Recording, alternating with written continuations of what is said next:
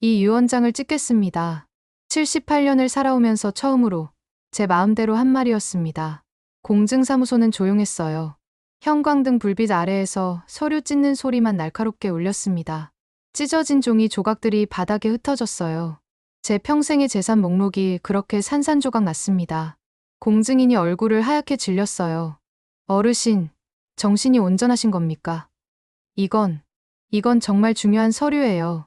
네, 정신 멀쩡합니다. 78년 만에 가장 정신이 또렷해요. 그 사람들에겐 단 한 푼도 주고 싶지 않았습니다. 세 자식에게요. 큰딸 미영이, 둘째 준호, 막내 성우. 제 심장보다 소중했던 아이들에게 말이에요. 어르신, 가족분들과 상의는 하셨나요? 이런 결정을. 상의요? 저는 차갑게 웃었어요. 52년 동안 그 아이들과 무슨 상의를 해본 적이 있나요? 제가 아파도, 외로워도, 쓰러져도 상의 같은 건 없었어요. 필요 없습니다. 제 재산이니까 제가 정하겠어요. 공증인이 당황해서 서류를 뒤적거렸어요. 아마 평생 이런 일은 처음이었을 거예요. 유산을 두고 싸우는 가족들은 매일 봤겠지만 유산을 아예 주지 않겠다는 어머니는 처음이었을 테니까요. 저는 가방에서 새로운 종이를 꺼냈습니다. 다시 쓰겠어요. 상속자를 바꿔서요. 누구로 바꾸시겠다는 이선자 씨요. 제 간병인이었던 분이에요. 그 이름을 말하는 순간 목이 뜨거워졌어요. 선자 씨. 3개월 동안 저를 돌봐주신 그분. 피 한 방울 섞이지 않은 남남인데도 제게 진짜 가족처럼 대해주신 분이었어요. 간병인 분께요? 혹시 가족분들이 알고 계신가요? 모를 거예요. 알 필요도 없고요. 공증인이 난처한 표정을 지었어요. 하지만 저는 이미 결심했어요. 지난 3개월 동안 병상에 누워서 충분히 생각해본 결과였어요. 어르신, 정말로 무슨 일이 있으셨나요? 가족분들과 무슨 일이 있었냐고요? 아무 일도 없었어요. 그게 바로 문제였습니다. 제가 폐렴으로 쓰러져서 중환자실에 3일 동안 있었는데 큰딸은 출장 중이라 못 가겠다고 했어요. 둘째는 아이들 감기 옮을까봐 무섭다며 병실 문 밖에서만 5분 서 있다 갔어요. 막내는 아예 오지 않았어요. 그런데 선자 씨는 달랐어요. 밤새 제 곁에 앉아서 제가 깨면 물을 떠다 주고 잠들면 이불을 덮어주고 마치 제 친딸처럼요. 특별한 일은 없었어요. 다만 뒤늦게 깨달은 게 있어서요. 무엇을 깨달으셨는지. 피보다 진심이 진짜 가족이라는 거요. 공증인이 잠시 말을 잃었어요. 저는 계속했습니다. 3개월 전 병원에서 죽을 뻔했어요.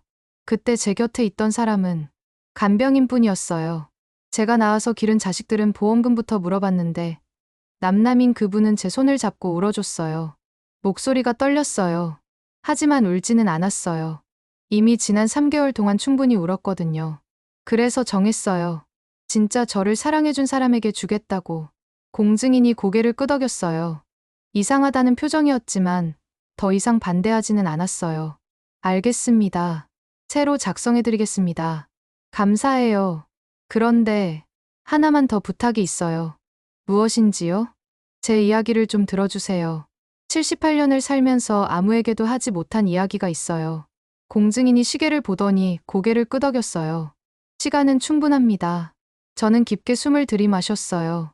이제부터 할 이야기는 한 여자가 어떻게 해서 엄마라는 이름을 버리게 되었는지에 대한 이야기였어요. 26의 홀어머니가 됐어요. 그때부터 지금까지 52년 동안 오직 아이들만 생각하며 살았어요. 목소리가 잠겼어요. 하지만 계속했어요. 그런데 그 아이들이 저를 이렇게 만들었어요. 엄마가 아니라 그냥 귀찮은 늙은 여자로요. 공증인이 조용히 들어주었어요. 처음부터 말씀드릴게요. 제가 왜 가족을 포기했는지, 아니, 가족이 먼저 저를 포기했다는 걸 어떻게 알게 되었는지를요. 1973년 3월, 26살의 과부가 됐어요. 남편이 교통사고로 죽던 날을 잊을 수가 없어요. 공장에서 야간 근무를 마치고 새벽에 집으로 오는 길이었는데 술 취한 트럭 운전사가 들이받았다고 했어요. 병원에서 전화가 왔을 때 저는 8살 미영이에게 밥을 먹이고 있었어요. 5살 준호는 열이 나서 끙끙거리고 있었고 14개월 된 성호는 제 무릎에서 잠들어 있었죠. 여보세요? 김철수 씨 보호자세요? 응급실로 빨리 오십시오. 그 전화 한 통으로 제 인생이 완전히 바뀌었어요. 여자에서 엄마로, 엄마에서 아빠까지 모든 걸 혼자 해야 하는 사람이 되었어요. 병원에 도착했을 땐 이미 늦었어요. 남편은 하얗게 식어 있었고 의사는 미안하다는 말만 반복했어요. 그 순간 저는 울지도 못했어요. 집에 새아이가 기다리고 있는데 어떻게 울 수 있었겠어요?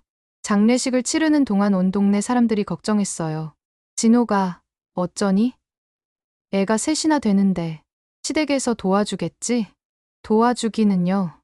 시어머니는 아들 잃은 슬픔에 정신을 놓으셨고 시아버지는 며느리가 알아서 하라며 등을 돌렸어요. 친정 부모님은 가난한 농사꾼이라 당장 먹고 살기도 빠듯했고요. 결국 저 혼자였어요. 새아이와 함께 완전히 혼자. 첫 번째 밤이 가장 힘들었어요. 아이들은 아빠를 찾으며 울었고 저는 부엌 구석에 웅크리고 앉아서 생각했어요.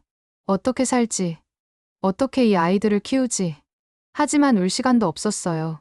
다음 날부터 일자리를 찾아야 했거든요. 동네 봉제 공장에서 일을 시작했어요. 시간당 120원.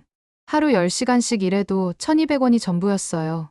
쌀값도 부족한 돈이었지만 선택의 여지가 없었어요. 새벽 5시에 일어나서 밥을 지었어요. 연탄 아궁이에 불을 피우는 것부터가 전쟁이었어요. 연탄가스가 새어나와서 머리가 아팠지만 참았어요. 아이들이 따뜻한 밥을 먹어야 했으니까요. 도시락을 3개 싸야 했어요. 미영이는 학교, 준호는 어린이집, 성호는 너무 어려서 이웃집 할머니에게 맡겼어요. 하루에 500원씩 드리면서요. 엄마, 반찬이 왜 이것뿐이야?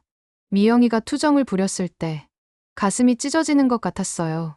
계란 하나를 3등분해서 넣어줄 수밖에 없었는데 그마저도 아이들에게는 부족했나 봐요.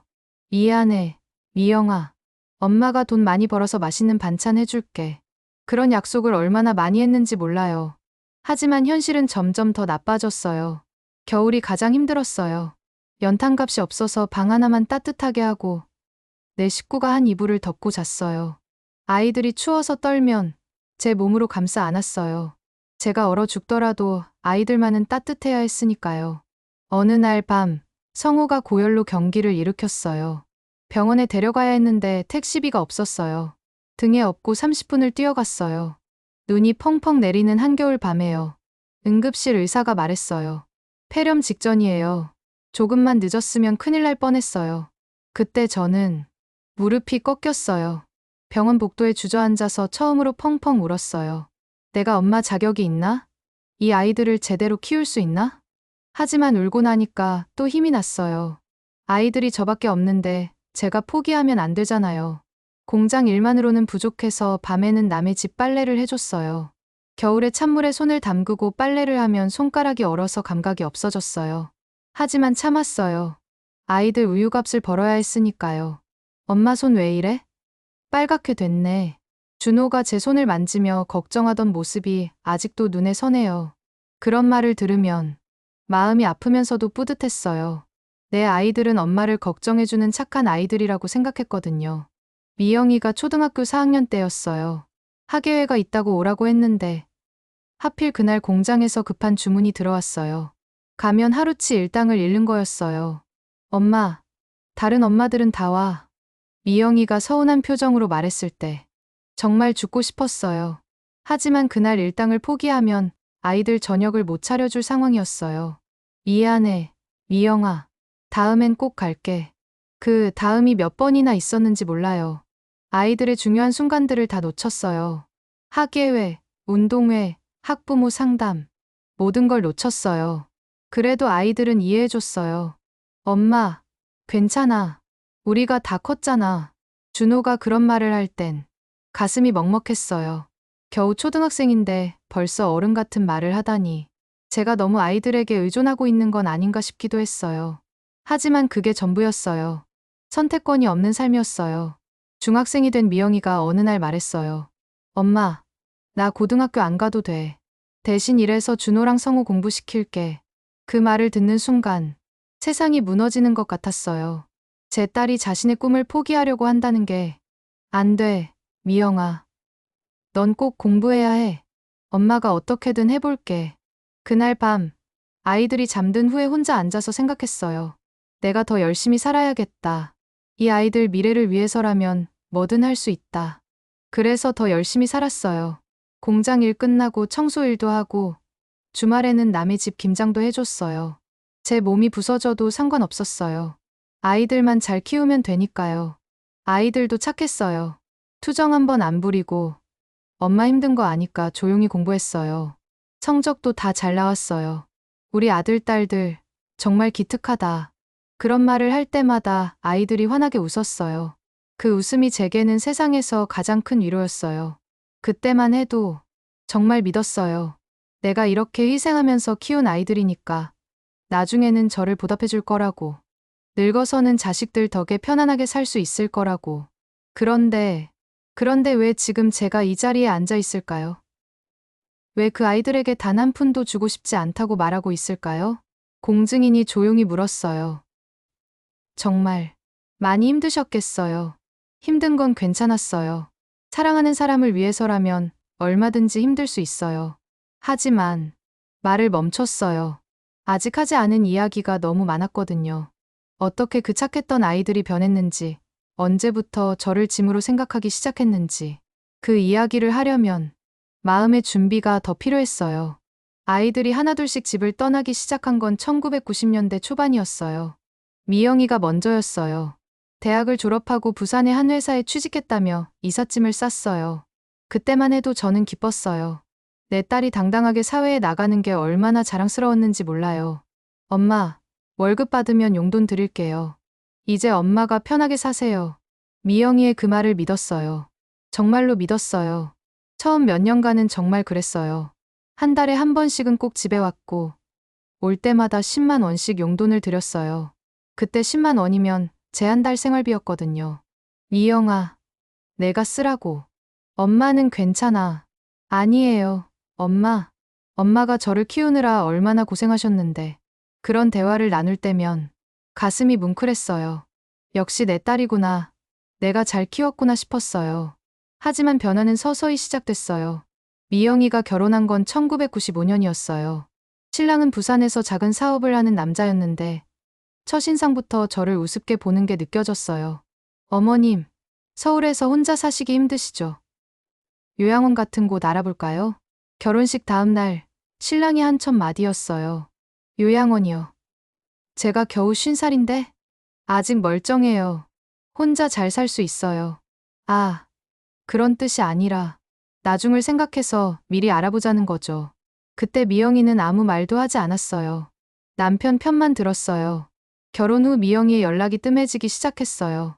한 달에 한 번이던 전화가 두 달에 한 번이 되고 나중에는 명절에만 짧게 안부를 묻는 정도가 됐어요.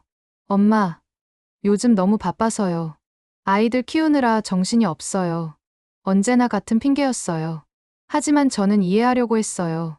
정말로 바쁠 거라고, 시간이 지나면 나아질 거라고 생각했어요. 준호는 더했어요. 대학 졸업 후 서울에서 직장을 잡은 준호는 처음에는 자주 집에 왔어요. 일주일에 한 번씩 저녁을 같이 먹고 제가 만든 반찬을 챙겨가기도 했고요. 엄마 음식이 세상에서 제일 맛있어요. 그런 말을 들으면 얼마나 기뻤는지 몰라요. 밤늦게까지 아들이 좋아하는 음식을 만들어 놨어요. 그런데 준호가 결혼하고 나서부터 모든 게 달라졌어요. 첫 번째 신호는 며느리였어요. 수진이라는 이름의 그 여자는 저를 처음 만났을 때부터 눈을 마주치지 않았어요. 어머님, 안녕하세요. 형식적인 인사뿐이었어요. 제가 정성껏 차린 음식도 젓가락만 대고는 배가 불러서요라며 거의 먹지 않았어요. 수진아, 우리 엄마 음식이 정말 맛있어. 많이 먹어. 준호가 권해도 소용없었어요. 그 여자의 표정에는 이 촌스러운 음식을 왜 먹어야 하나라는 게 그대로 드러나 있었어요. 더 충격적인 건 준호의 변화였어요. 엄마, 앞으로는 명절 때만 오겠어요. 수진이가 집안일 배우느라 바빠서요. 집안일 배우기는 여기서 같이 배우면 되잖아. 아니에요. 수진이가 요리학원 다니면서 배우고 있어요. 엄마 음식은 좀 옛날 방식이라서요. 옛날 방식이라고요? 평생 그 아이를 위해서 만들어 온 음식이 옛날 방식이라고요? 그날 준호가 간 후에 혼자 앉아서 한참을 울었어요. 내 아들이 저를 그렇게 생각하고 있었다니. 성우는 가장 냉정했어요. 군대를 다녀온 후 부천에서 혼자 살기 시작한 성우는 아예 연락을 거의 하지 않았어요. 한 달에 한 번 문자로 잘 지내세요라고 보내는 게 전부였어요. 성우야, 엄마야, 언제 집에 올 거니? 가끔 용기 내서 전화를 걸면 항상 똑같은 대답이었어요. 지금 바빠서요. 나중에 시간 되면 갈게요. 그 나중에는 오지 않았어요. 명절에도 회사 일이 있어서요 라며 오지 않는 날이 많아졌어요. 어느 해 추석 때였어요. 세 아이 모두 각자 핑계를 대며 오지 않겠다고 했을 때 저는 처음으로 깨달았어요. 아, 나는 이제 이 아이들에게 필요 없는 사람이구나. 그래도 포기하지 않았어요. 제가 먼저 찾아가기 시작했어요. 미영이가 사는 부산까지 기차를 타고 갔어요. 손에는 아이들이 좋아하는 음식을 한가득 들고서요. 엄마, 왜 갑자기 와요? 미리 연락하시지. 미영이의 첫 마디였어요. 반갑다는 말은 없었어요. 손자들 얼굴도 보고 싶고, 너도 보고 싶어서. 아이들 학원 가야 해서 바빠요. 오늘은 일찍 가세요. 2시간을 앉아 있다가 쫓겨나듯 돌아왔어요. 기차 안에서 혼자 울었어요. 내가 뭘 잘못했을까 계속 생각했어요. 준호네도 마찬가지였어요. 엄마, 수진이가 감기 걸렸어요. 옮을까봐 무서우니까 오늘은 그냥 가세요. 현관문도 열어주지 않았어요. 서울에서 1시간 넘게 찾아갔는데 성우는 더했어요. 부천에 있는 원룸을 찾아갔더니 집에 없었어요. 전화를 해도 받지 않았어요. 나중에 문자로 바빠서 못 봤어요 라고만 왔어요. 그때부터 알았어요. 이 아이들이 저를 부담스러워하고 있다는 걸. 하지만 그래도 포기할 수 없었어요. 제 평생이 그 아이들이었는데 어떻게 포기해요? 더 노력했어요. 명절 때마다 온갖 음식을 해서 택배로 보내고 손자들 용돈도 챙겨주고 아플 때마다 걱정된다고 전화하고 그런데 아이들의 반응은 점점 더 차가워졌어요. 엄마, 음식 그만 보내세요. 먹을 게 너무 많아서 버리게 돼요. 미영이가 한 말이었어요. 버린다고요? 제가 밤새 만든 음식을 버린다고요? 그럼 이웃들이랑 나눠 먹어라. 요즘 사람들은 그런 거 안 먹어요. 위생 때문에. 위생이요. 제 음식이 더럽다는 말인가요? 준호는 더 직접적이었어요. 엄마, 솔직히 말씀드릴게요. 요즘은 다 사 먹어요. 굳이 집에서 만들 필요 없어요. 그래도 엄마가 만든 게 더 정성은 알겠는데 솔직히 맛도 별로고 귀찮아요. 귀찮다고요. 제 정성이 귀찮다고요? 성우는 아예 대놓고 말했어요. 엄마, 이제 그만하세요. 저희도 다 큰 어른이에요. 엄마가 챙겨주지 않아도 잘 살 수 있어요. 그날 밤, 집에 혼자 앉아서 생각했어요. 내가 뭘 잘못했을까? 왜 내 아이들이 나를 이렇게 대할까? 하지만 정답은 나오지 않았어요. 아니, 정답을 인정하고 싶지 않았던 거겠죠. 그 정답은 내 아이들이 더 이상 저를 필요로 하지 않는다는 것이었어요. 아니, 처음부터 저를 사랑한 게 아니라 필요해서 받아준 것 뿐이었을지도 모른다는 것이었어요. 하지만 그때까지도 저는 믿고 싶었어요. 언젠가는 다시 예전처럼 될 거라고. 내가 더 노력하면 아이들이 돌아올 거라고. 그런 제가 정말 바보였죠. 진짜 절망은 아직 시작도 안 했거든요. 공증인이 한숨을 쉬었어요. 정말 어떻게 그럴 수 있을까요? 자식이라는 사람들이 아직 못다한 이야기가 더 있어요.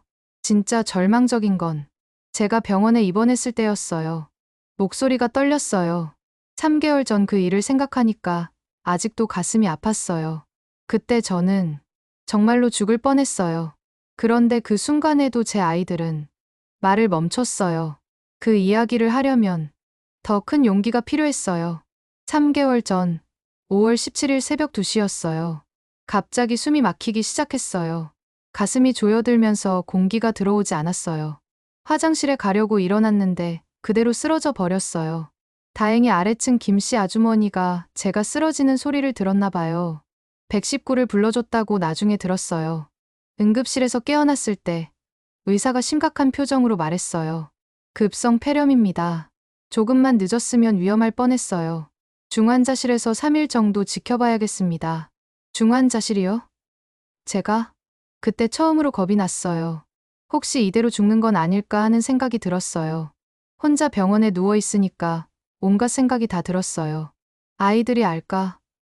누가 연락했을까? 병원에서 제 핸드폰에 있는 비상연락처로 전화를 했다고 했어요. 미영이, 준호, 성우 순서로요. 첫 번째로 온 건 미영이었어요. 부산에서 KTX를 타고 왔다고 했어요. 중환자실 유리창 너머로 저를 보더니 눈물을 흘렸어요. 역시 내 딸이구나.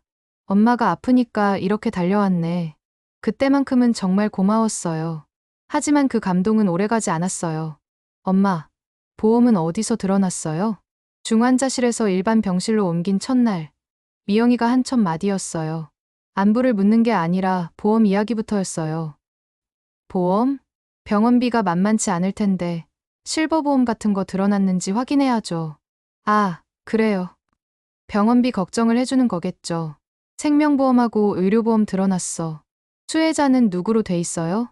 너희들로 다 돼 있지. 미영이의 눈이 번쩍했어요. 그때는 몰랐어요. 그 눈빛이 무슨 의미인지. 준호가 온 건 그 다음 날이었어요. 엄마, 많이 아파요? 응, 좀 나아졌어. 그런데 엄마, 혹시 통장이나 도장 어디 있는지 알려주세요. 병원비 내야 하잖아요. 통장과 도장이요. 병원비는 제가 내겠다고 했는데. 집에 있어. 서랍 안에. 어느 서랍이요? 정확히 말씀해 주세요. 그렇게 자세히 물어볼 필요가 있나 싶었지만 아들이 병원비를 처리해 주려고 하는 거니까 고마운 마음으로 다 알려줬어요. 성우는 3일이 지나서야 왔어요. 엄마, 죄송해요. 회사에서 중요한 프로젝트가 있어서 변명부터 하더라고요. 제가 죽을 뻔했는데 회사 일이 더 중요했나 봐요. 괜찮아. 바쁜 거 아니까. 그런데 엄마, 아파트 전세 계약서는 어디 있어요? 혹시 모르니까 확인해 두려고요. 전세 계약서요. 왜 갑자기? 왜? 만약에 엄마가 더 아프시면 아파트 정리해야 할 수도 있잖아요. 만약에 제가 더 아프면요? 아직 죽지도 않았는데 벌써 집 정리 이야기를 하다니. 하지만 그때는 아들이 걱정해서 하는 말이라고 생각했어요. 정말 순진했죠. 이번 일주일째 되던 날, 의사가 말했어요. 많이 좋아지셨어요. 일주일 더 입원하시고 퇴원하시면 됩니다. 다행이었어요. 집에 빨리 가고 싶었거든요. 그런데 그날 밤, 아이들이 병실에 모였어요. 셋이 함께 온 건 정말 오랜만이었어요. 아, 엄마가 아프니까 형제들이 뭉쳤구나. 역시 가족이야. 그렇게 생각했어요. 정말 바보같이. 미영이가 입을 열었어요. 엄마, 우리가 상의한 게 있어요. 뭘? 엄마 혼자 사시는 게 위험한 것 같아요. 이번에도 쓰러지셨잖아요. 맞는 말이었어요. 혼자 사는 게 위험하긴 했어요. 준호가 이어서 말했어요. 그래서 생각해봤는데 요양원 들어가시는 게 어떨까 해서요. 요양원이요? 난 아직 멀쩡해. 혼자 잘 살 수 있어. 엄마, 이번에 쓰러진 거 보면 혼자서는 안 돼요. 성우도 거들었어요. 맞아요. 요양원에 가시면 간병인도 있고 의사도 상주하고 훨씬 안전해요. 그들의 걱정이 고마웠어요. 정말로.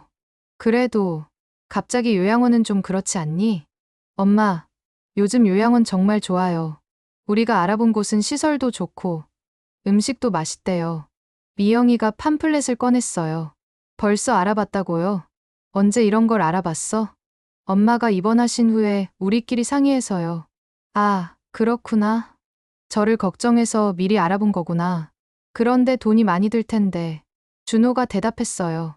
그건 걱정 마세요. 엄마 아파트랑 예금으로 충분해요. 제 아파트를 팔아서요? 제가 평생 살던 집을? 아파트를 팔면 내가 어디서 살아? 요양원에서 사시는 거지요. 그게 더 안전하잖아요. 성호가 차분하게 말했어요. 그래도 집은 내 집인데. 미영이가 한숨을 쉬었어요. 엄마, 현실적으로 생각하세요. 혼자 사시기엔 너무 위험해요. 우리도 각자 살림이 있어서 엄마를 모시고 살 수는 없고. 모시고 살 수 없다고요? 저는 그런 걸 바란 적도 없는데. 난 혼자 살겠어. 조심해서 살게. 엄마. 준호가 목소리를 높였어요. 엄마가 고집 부리시면 어떡해요? 우리도 걱정돼서 못 살겠어요. 걱정이요. 정말로 걱정해서 하는 말인가요? 그럼 좀 더 생각해 볼게. 뭘 더 생각해요? 이미 다 알아봤는데. 미영이가 짜증스러운 표정을 지었어요.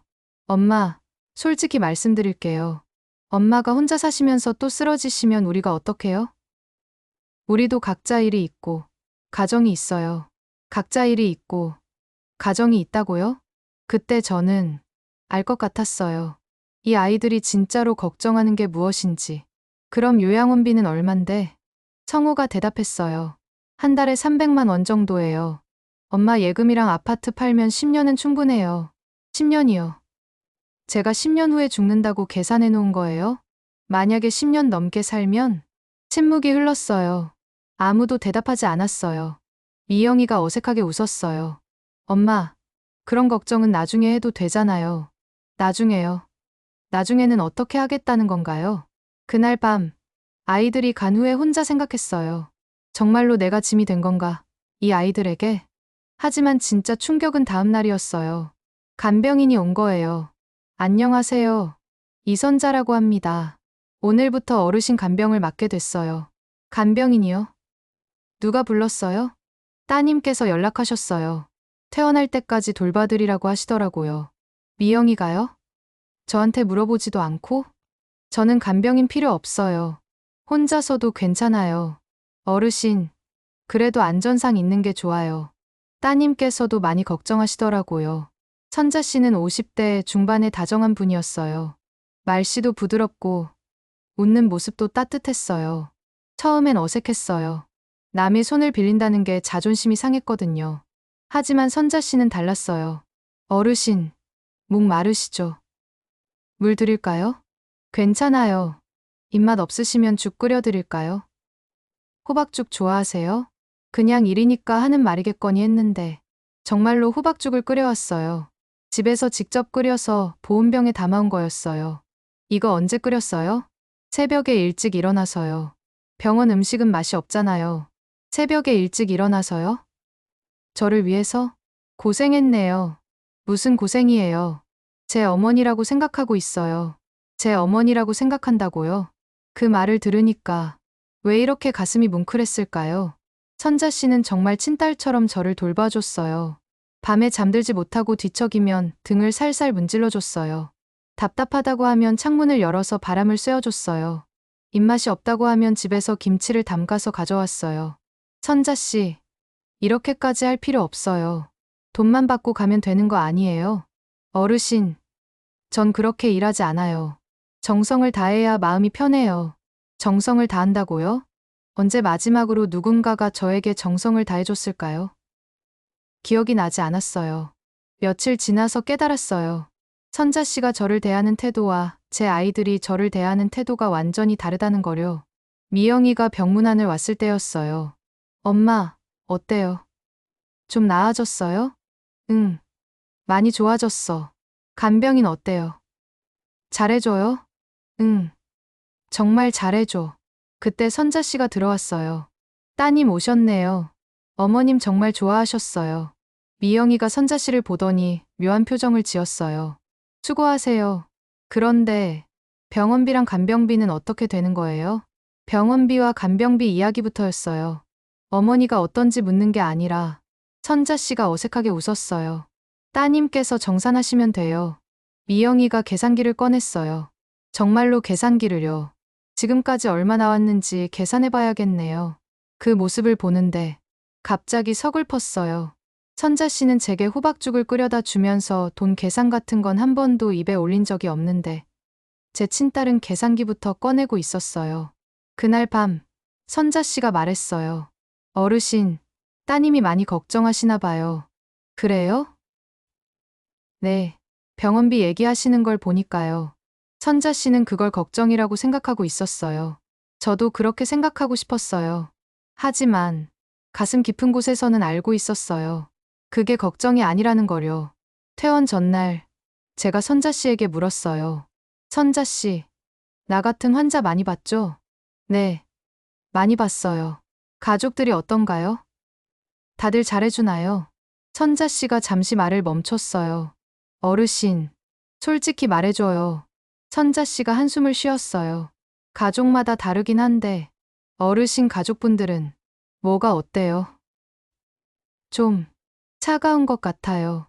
차갑다고요. 다른 가족들은 어떤데요? 보통은 어르신이 어떤지, 아픈 곳은 없는지 그런 걸 먼저 물어봐요. 그런데 어르신 가족분들은 뭘 물어봐요? 돈 얘기를 많이 하세요. 돈 얘기를요. 그때 저는 정말로 알았어요. 제 아이들이 저를 어떻게 생각하고 있는지를요. 저는 더 이상 사랑받는 어머니가 아니었어요. 그냥 돈이 들어가는 짐이었어요. 퇴원하는 날 선자 씨가 말했어요. 어르신, 집에 가서도 조심하세요. 몸조리 잘하시고요. 선자 씨도 고생했어요. 정말 고마웠어요. 무슨 고생이에요. 어르신이 제 어머니 같았는데. 제 어머니 같았다고요? 그 말을 들으니까 눈물이 났어요.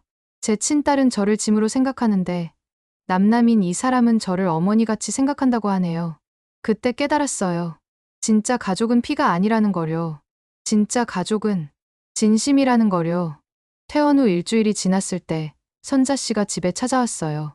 어르신, 안녕하세요. 몸은 좀 어떠세요? 깜짝 놀랐어요. 간병 끝났는데 왜 찾아왔을까 싶어서요. 선자 씨, 웬일이에요? 바쁠 텐데. 그냥 걱정돼서요. 혼자 계시니까 잘 드시고 계시나 싶어서. 손에는 반찬통이 들려 있었어요. 이거 뭐예요? 김치찌개 끓인 거예요. 혼자 계시면 끼니 거르기 쉬우니까요. 김치찌개를요? 저를 위해서 직접 끓여온 거예요? 이렇게까지 하실 필요 없는데. 어르신, 전 이런 사람이에요. 한 번 정들면 못 잊어해요. 정이 들었다고요? 저한테요. 함께 앉아서 김치찌개를 먹었어요. 정말 맛있었어요. 오랜만에 제대로 된 집밥을 먹는 기분이었어요. 선자 씨, 가족은 어떻게 돼요? 남편이 일찍 죽었어요. 딸 하나 있는데 시집가서 미국에 살아요. 외롭겠네요. 뭐요? 저는 괜찮아요. 대신 이렇게 어르신들 돌보는 게 보람있어요. 선자 씨는 진짜 밝았어요. 혼자 살면서도 불평 한마디 없었어요. 그런데 어르신은 자녀분들이 자주 오시나 봐요? 자주 온다고요? 아니에요. 바빠서 잘 못 와요. 아, 그렇구나. 그래도 병원에 계실 때는 자주 오셨잖아요. 자주 왔다고요? 선자 씨 눈에는 그렇게 보였나 봐요. 선자 씨, 솔직히 물어볼게요. 제 아이들 어땠어요? 선자 씨가 잠시 망설였어요. 어르신, 괜찮아요. 솔직히 말해주세요. 좀 서둘러 하시는 것 같았어요. 서둘러 한다고요? 네. 병문안도 짧게 하시고, 퇴원 날짜도 자꾸 물어보시고, 마치 빨리 정리하고 싶어 하시는 것처럼 정리하고 싶어 한다고요. 그 말이 가슴에 박혔어요. 제 아이들이 저를 정리하고 싶어 한다니. 그리고 죄송한 말씀이지만 돈 얘기를 많이 하셨어요. 돈 얘기요? 네. 보험금이 얼마나 나오는지, 병원비는 얼마나 드는지, 보통 자녀분들은 어머님이 아픈지, 많이 힘든지 그런 걸 먼저 물어보시는데 선자 씨 말이 맞았어요. 제 아이들은 제가 아픈지보다 돈이 얼마나 드는지가 더 관심사였어요. 선자 씨, 다른 환자분들은 어때요? 어떤 게 어떠냐고요? 가족들이요. 선자 씨가 따뜻하게 웃었어요. 보통은 정말 걱정하세요.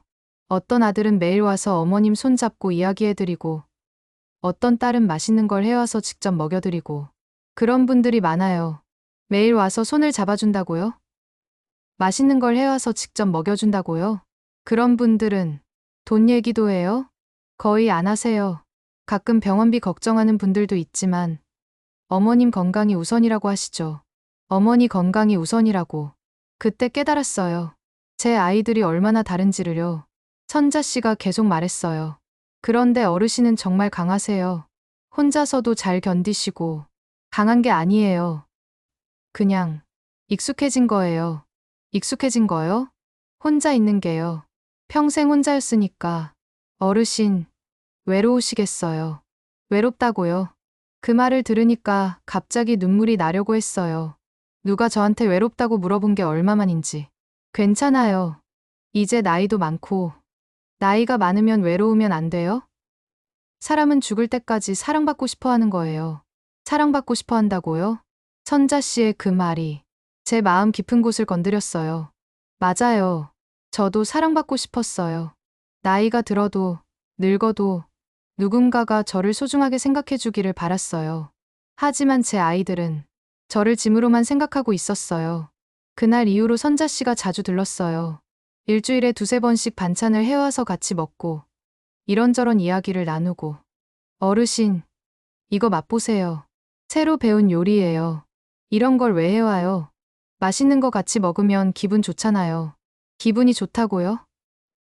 정말 그래서 해온 거예요? 제 아이들은 제가 해준 음식도 옛날 방식이라고 했는데 선자 씨는 직접 요리해서 가져와 줬어요. 어르신, 요즘 뉴스 보셨어요? 날씨가 더워진대요. 에어컨 틀고 지내세요. 전기세 많이 나와요. 건강이 더 중요하죠. 돈은 또 벌면 되는데 건강은 한번 잃으면 못 되찾아요. 건강이 더 중요하다고요? 제 아이들은 병원비 계산부터 했는데 선자 씨는 제 건강을 더 걱정해 줬어요. 어느 날 선자 씨가 물었어요. 어르신, 혹시 우울하세요? 우울해요? 요즘 표정이 어두워 보여서요. 무슨 걱정 있으시면 말씀하세요. 제 표정을 봐준다고요? 제 기분을 신경 써준다고요? 아니에요. 그냥 나이 들어서 그래요. 나이 들어도 행복할 수 있어요. 어르신처럼 좋은 분이면 더더욱요. 좋은 분이라고요? 저를요? 선자 씨, 전 좋은 사람 아니에요. 왜요? 어르신 정말 좋은 분이에요. 따뜻하시고 배려심도 많으시고 따뜻하고 배려심이 많다고요. 제 아이들은 저를 귀찮고 촌스럽다고 했는데 선자 씨는 저를 따뜻하다고 했어요. 그때 깨달았어요. 같은 사람을 보는데 이렇게 다를 수 있구나. 제 아이들에게는 제가 짐이고 부담이지만 선자 씨에게는 제가 소중한 사람이구나. 어느 쪽이 진짜 저일까요? 아이들이 보는 저일까요? 선자 씨가 보는 저일까요? 한 달이 지났을 때 미영이가 전화를 걸어왔어요. 엄마, 몸은 좀 어때요? 응, 괜찮아. 그런데 엄마, 요양원 얘기 다시 생각해 보셨어요? 또 요양원 얘기였어요. 아직. 엄마, 솔직히 혼자 사시는 게 위험해요. 이번에도 쓰러지셨잖아요. 지금은 괜찮아. 지금 괜찮다고 앞으로도 괜찮다는 보장이 있어요? 우리도 걱정돼서 못 살겠어요. 걱정돼서 못 살겠다고요? 그럼 가끔 안부 전화라도 해주면 안 돼? 엄마, 우리도 바빠요. 매일 전화할 수는 없잖아요. 매일 전화하라고 한 적도 없는데. 가끔이라도. 엄마, 현실적으로 생각하세요. 요양원 가시는 게 모두를 위해서 좋아요. 모두를 위해서 좋다고요? 저를 위해서가 아니라 모두를 위해서요? 전화를 끊고 나서 한참을 앉아 있었어요. 그런데 그때 선자 씨가 왔어요. 어르신, 웬일이세요? 표정이 안 좋아 보이는데. 아니에요. 그냥 무슨 일 있으시면 말씀하세요. 제가 들어드릴게요. 들어준다고요? 정말 들어줄 거예요? 선자 씨, 만약에 가족이 저를 요양원에 보내려고 한다면 어떨까요? 요양원이요. 왜요? 미영이와의 대화를 다 말해줬어요. 선자 씨는 끝까지 조용히 들어줬어요. 어르신, 정말 그런 말을 하셨어요? 네. 선자 씨의 눈에 눈물이 맺혔어요. 어르신, 그건 너무해요. 뭐가 너무해요? 어르신은 아직 건강하세요. 혼자서도 충분히 잘 사실 수 있어요. 그런데 요양원에 보낸다는 건 뭐가 문제예요? 그건 어르신을 버리는 거예요. 버리는 거라고요? 선자 씨, 버린다는 게 너무 심한 표현 아니에요? 아니에요. 정말로 가족을 사랑한다면 끝까지 함께 하려고 하는 게 맞아요. 요양원에 보내고 싶어 하는 건 결국 귀찮아서 그런 거예요. 귀찮아서요. 맞는 말이었어요. 제 아이들은 저를 귀찮아하고 있었어요. 선자 씨, 그럼 어떻게 해야 할까요? 어르신이 원하시는 대로 하세요. 누구도 어르신의 인생을 대신 결정할 수 없어요. 제가 원하는 대로요? 제가 뭘 원하는지도 모르겠어요. 천천히 생각해 보세요. 어르신의 행복이 가장 중요해요. 제 행복이요? 그런 걸 생각해 본 지가 언제였을까요? 평생 아이들 행복만 생각하며 살았는데. 선자 씨, 만약에 제가 정말로 혼자가 된다면 어떨까요? 혼자가 된다고요? 아이들이 저를 완전히 포기한다면. 선자 씨가 제 손을 잡았어요. 어르신, 혼자가 아니에요. 뭐가 혼자가 아니에요? 저 같은 사람도 있잖아요. 진심으로 어르신을 아끼는 사람들이요. 진심으로 저를 아낀다고요. 그때 처음으로 깨달았어요. 진짜 가족은 피가 아니라 진심이라는 거요. 제 아이들은 제 피를 나눈 가족이지만 진심으로 저를 대하지 않았어요. 하지만 선자 씨는 남남이지만 진심으로 저를 아껴줬어요. 그렇다면 진짜 가족은 누구일까요? 그날 밤 혼자 앉아서 결심했어요. 더 이상 피라는 이름으로 저를 괴롭히는 사람들에게 휘둘리지 않겠다고. 제 인생의 마지막은 저를 진심으로 사랑해주는 사람과 함께 하겠다고. 그래서 유언장을 바꾸기로 한 거예요. 제 재산을 진짜 가족에게 주기로 한 거예요. 유언장을 바꾸기로 결심한 다음 날 선자 씨에게 전화를 걸었어요. 선자 씨, 시간 있으면 잠깐 만날 수 있을까요? 어르신, 무슨 일이세요? 몸이 안 좋으신가요? 아니에요. 그냥 중요한 얘기가 있어서요. 어디서 만날까요? 집으로 와주세요. 남들이 들으면 안 되는 이야기라서요. 1시간 후 선자 씨가 왔어요.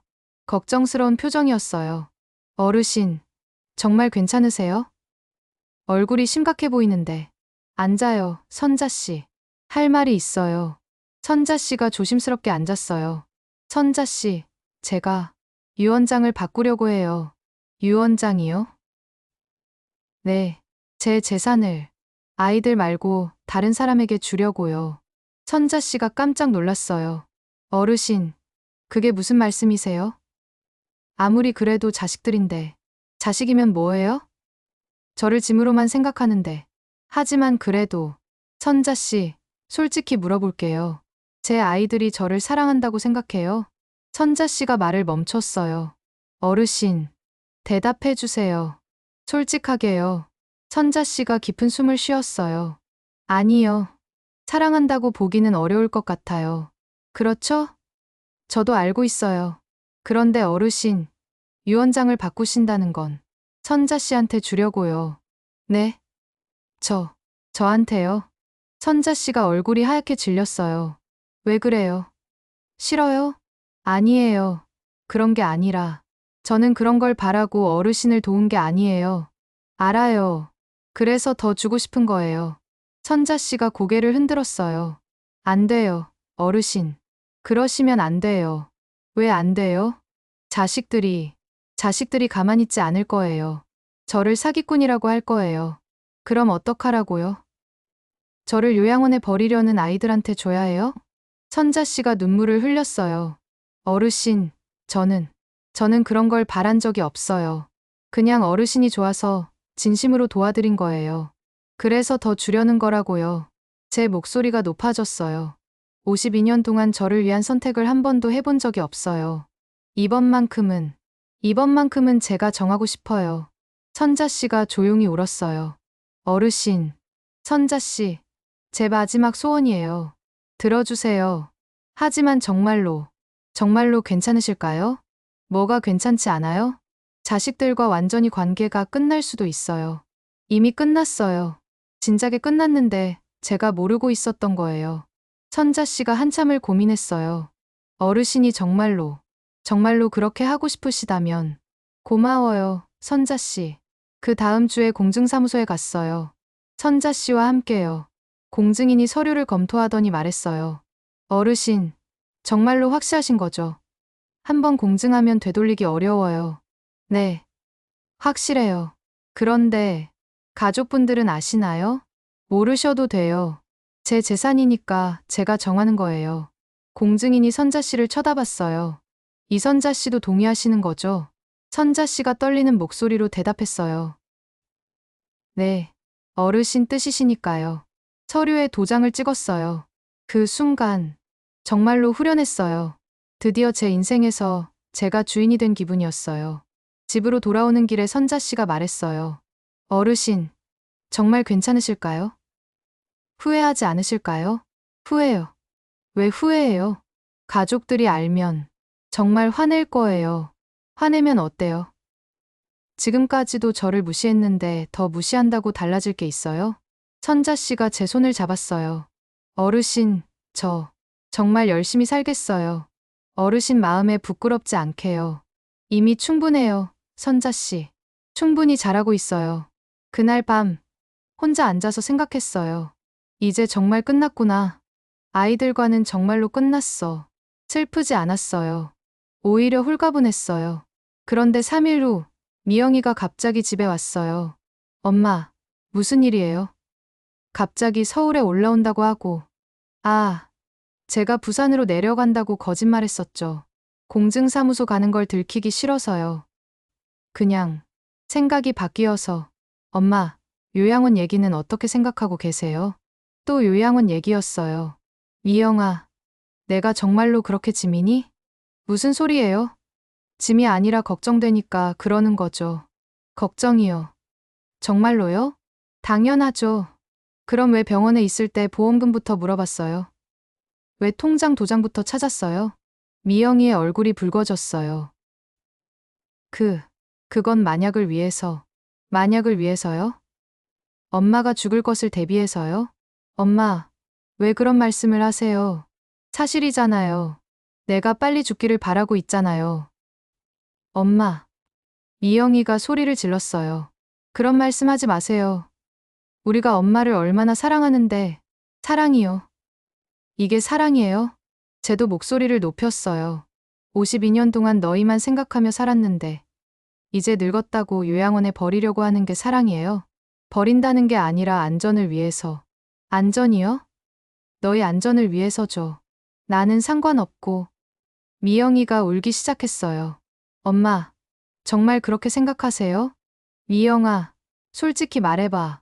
엄마가 없으면 편하지 않을까? 대답이 없었어요. 그 침묵이 모든 걸 말해줬어요. 미영아, 이제 그만하자. 뭘 그만해요? 이런 가식적인 관계 말이야. 너도 힘들고 나도 힘들어. 엄마, 너는 너 생활해. 나는 나대로 살 테니까. 미영이가 한참을 울더니 말했어요. 엄마, 진짜 그러실 거예요? 응, 진짜야. 그럼 앞으로는 연락하지 말까요? 그게 나을 것 같아. 미영이가 일어났어요. 알겠어요. 엄마가 그렇게 원하시면 정말로 연락 안 하겠어요. 고마워. 하지만 엄마, 나중에 후회하지 마세요. 후회 안 해. 미영이가 나간 후 준호와 성우한테도 같은 이야기를 했어요. 전화로요. 엄마, 정말로 그러실 거예요? 응. 너희도 편하게 살아. 그럼 진짜로 연락 안 드려도 돼요? 안 해도 돼. 그렇게 새아이와 모든 관계를 정리했어요. 슬프지 않았어요. 이미 오래전에 끝난 관계였으니까요.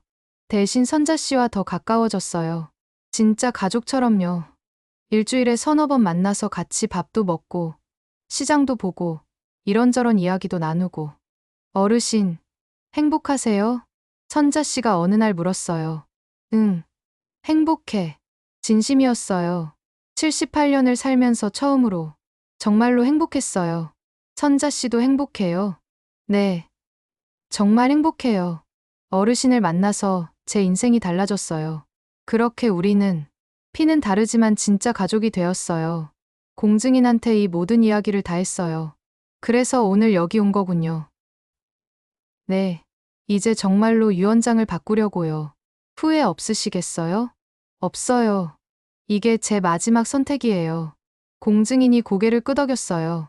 알겠습니다. 새로 작성해드리겠습니다. 새 유언장에 도장을 찍으면서 생각했어요. 이제 정말 끝났구나. 내 인생에서 처음으로 나를 위한 선택을 했구나. 마음이 평온했어요. 78년을 살면서 처음으로 정말로 자유로웠어요.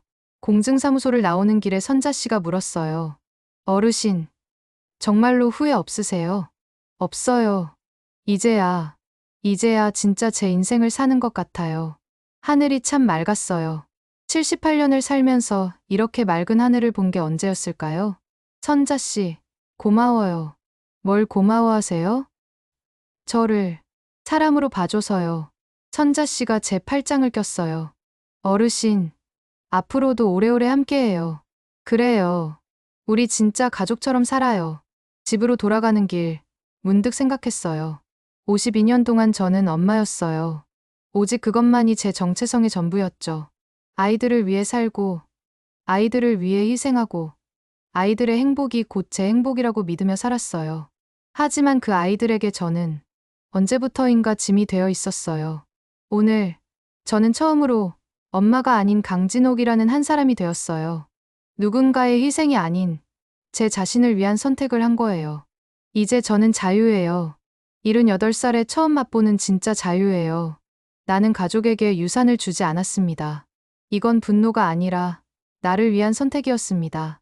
그리고 후회하지 않습니다. 진정한 가족은 피가 아니라 진심이라는 걸 이제야 깨달았으니까요. 여러분은 어떻게 생각하시나요? 진정한 가족의 의미가 무엇인지 오늘 이 이야기를 통해 함께 생각해 볼 수 있는 시간이었기를 바랍니다. 만약 이 이야기가 여러분의 마음에 조금이라도 울림을 주었다면 구독과 좋아요로 응원해 주세요. 여러분의 작은 관심이 더 많은 진솔한 이야기를 들려드릴 수 있는 힘이 됩니다. 오늘도 들어주셔서 감사합니다.